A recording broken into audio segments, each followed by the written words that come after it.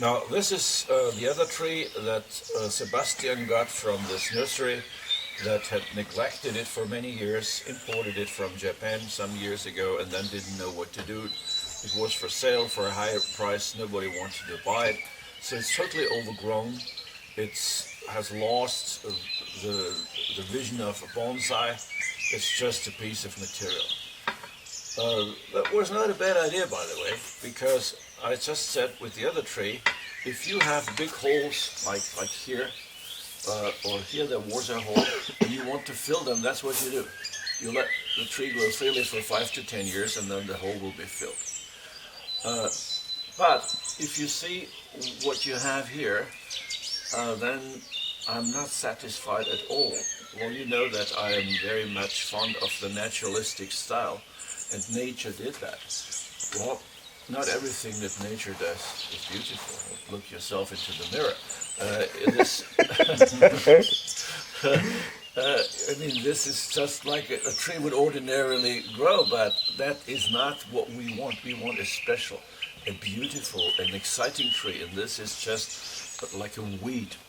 Okay, so it served the purpose to develop the tree.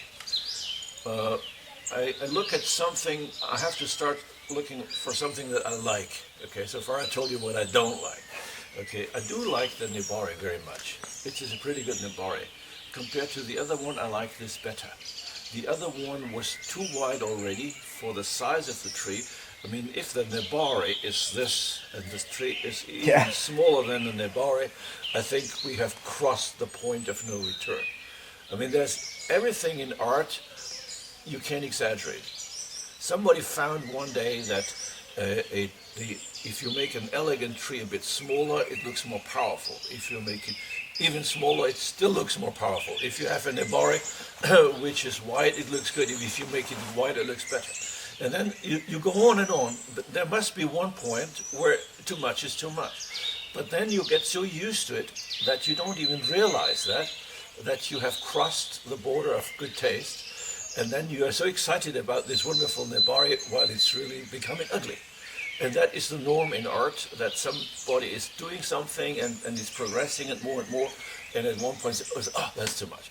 Now, this is better, and I would not want this much bigger anyway. So anyway, it's a good Nebari from this side. Also, no surprise, also from the other side. So you could choose either front. This would probably not be a good front because of this hole, which is not good in Japanese bonsai design at all. In European bonsai design, you may want a hole, but not right in front. Like you don't want to have a fat tree and this big hole right there. We have sunshine. Yeah. The sun is shining. Wow. Last 2 years ago, we were here with Jim Doyle, and it was raining like mad. So he was under the impression that Croatia is all about rain.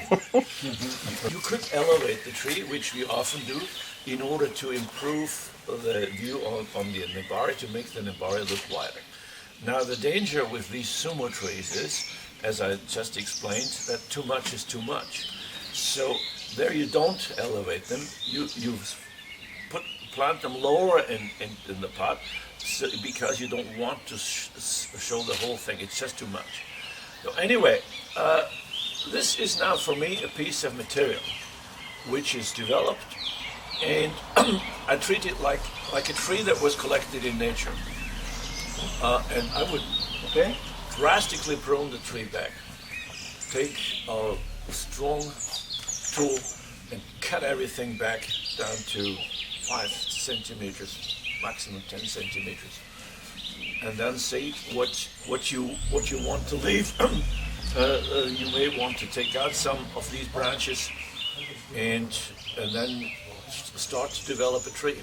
I would try very much to not make it a Japanese-looking bonsai, which is really an ideal pine tree.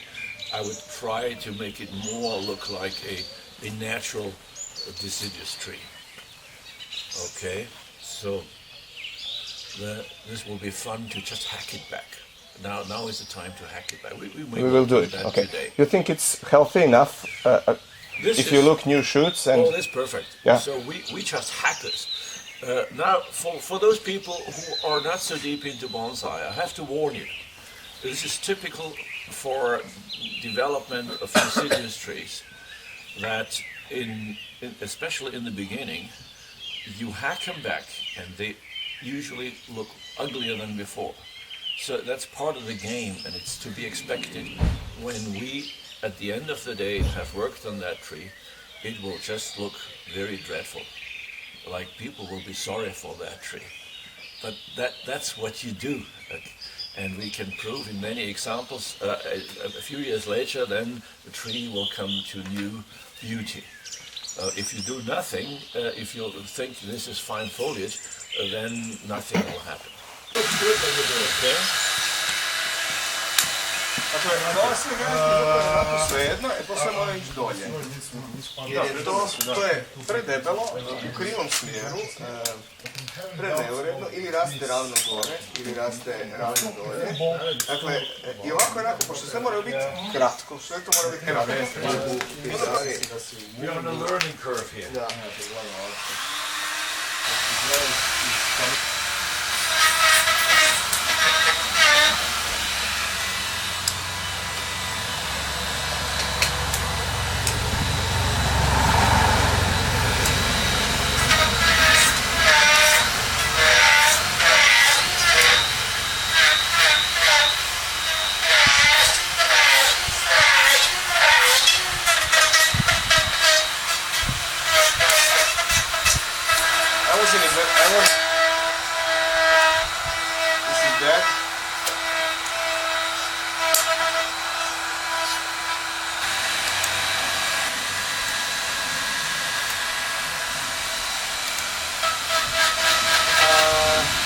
Maybe this looks like the front, it has even a wound on the root. Maybe it looks like the front because the tree leans backwards. And yes. If I do this... Well, this is a nice clean front, but the other one is more interesting. Yeah? More exciting. Okay.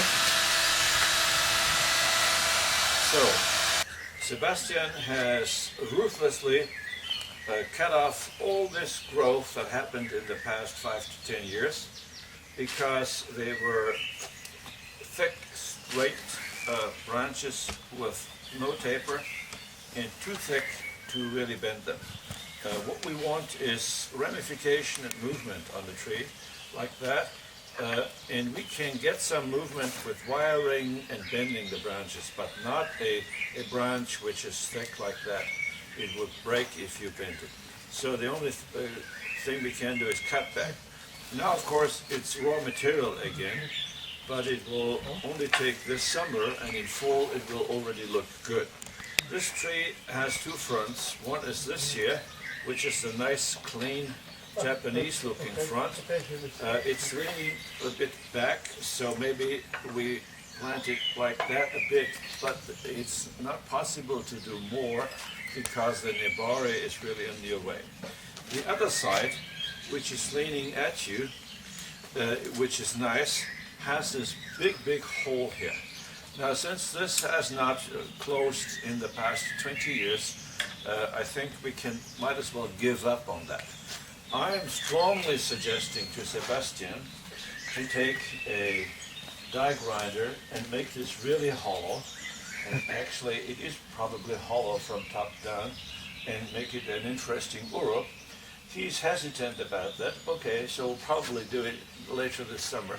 It's not a big deal, it's done in 10 to 15 minutes. But you don't have to do it. But if you hope for this to close, I don't think it will. This, of course, is in a pot which is far too big.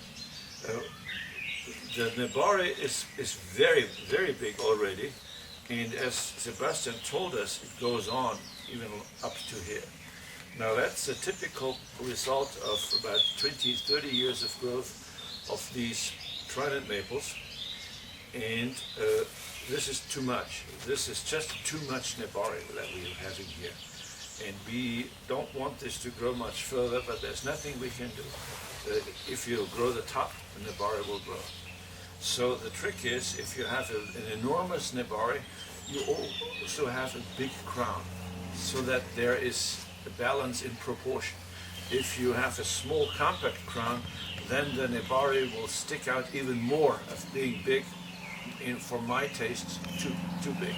This is a question of taste. 10 years ago, when people thought that this is wonderful, a Nebari cannot possibly be big enough. Well, can it? Not really. I mean, it's like bodybuilder. You have seen these pictures. Some people are overdoing the bodybuilding, and you say a muscle cannot be big enough, or sure, it can be too big. So there's one point where it's not beautiful anymore. Same happens with the Nebari. It's the sumo style sort of tree. And the sumo, of course, can be exaggerated like everything. So my advice is to grow a rather big crown, which will also enable you to bring this tree in a big pot. Because at the moment the pot should be here. This should be the pot. Now you would have to cut off drastically all the Nebari, but the tree would handle that. I mean, the tree would not. This is a very strong tree. Okay, Sebastian, I look forward for you to make the decision to create that hole. Thank you.